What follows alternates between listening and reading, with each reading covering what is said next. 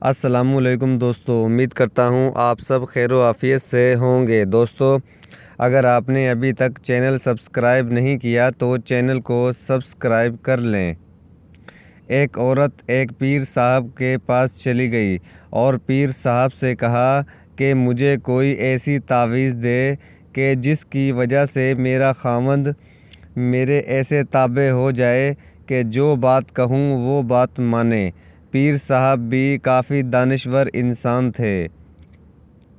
اس عورت کی بات کافی غور سے سنی اور پھر پیر صاحب نے ہی کہا کہ اس کے لیے تو ایک عمل کرنا ہوگا، اور وہ بھی شیر کی گردن کے بال پر۔ اور سب سے بڑی بات یہ ہے کہ شیر کی گردن کے بال بھی آپ کو خود لانا ہوں گے، تب یہ عمل ہوگا، ورنہ اس کا کوئی فائدہ نہیں۔ وہ عورت بہت مایوس ہو گئی اور مایوس ہو کر واپس آ گئی اور اپنی سہیلیوں کو بتایا۔ ایک سہیلی نے کہا کہ یہ تو کام کوئی مشکل نہیں مگر ناممکن نہیں۔ تم ایسا کرو کہ روزانہ 5 کلو گوشت لے کر جنگل جایا کرو اور جہاں شیر آتا ہو وہاں ڈال کر چھپ جاؤ۔ کچھ عرصے بعد شیر کے سامنے جا کر ڈالو، وہ گوشت کا عادی ہو جائے گا۔ تم اس کے قریب جا کر گوشت ڈالنا شروع کر دینا اور اس کی گردن پر پیار سے ہاتھ پھیرنا شروع کر دینا، اور جب شیر تم سے مانوس ہو جائے تو گردن سے بال اکھاڑ لینا۔ اس عورت کو بات پسند آئی۔ دوسرے دن ہی اس نے گوشت لیا اور جنگل گئی اور گوشت ڈال کے چھپ گئی۔ شیر آیا، گوشت کھایا اور چلا گیا۔ اس عورت نے 1 ماہ تک ایسا ہی کیا۔ 1 ماہ بعد اس نے شیر کے سامنے جا کر گوشت ڈالنا شروع کر دیا تاکہ شیر کو پتہ چل سکے کہ اس کی خدمت کون کرتا ہے۔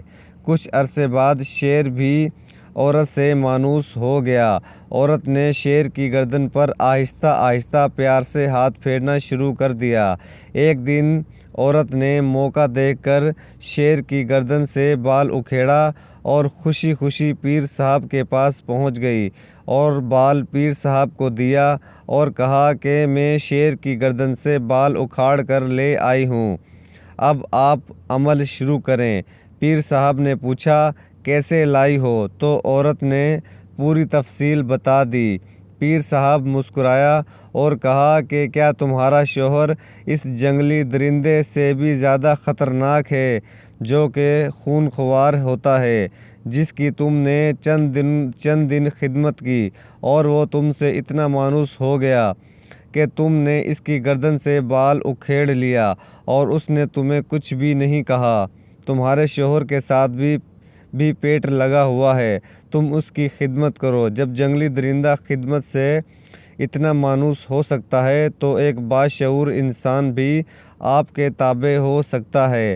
اس قصے کا مطلب یہ ہے کہ خاوند تو بیوی کے ہر وقت تابع دار ہو سکتی ہے، لیکن بیوی کو اپنا طریقہ تھوڑا سا بدلنا ہوگا۔ جو بات کی اور خدمت سے مل سکتی ہیں تو ان کے لیے کڑوی زبان استعمال کرنے کی کیا ضرورت ہے؟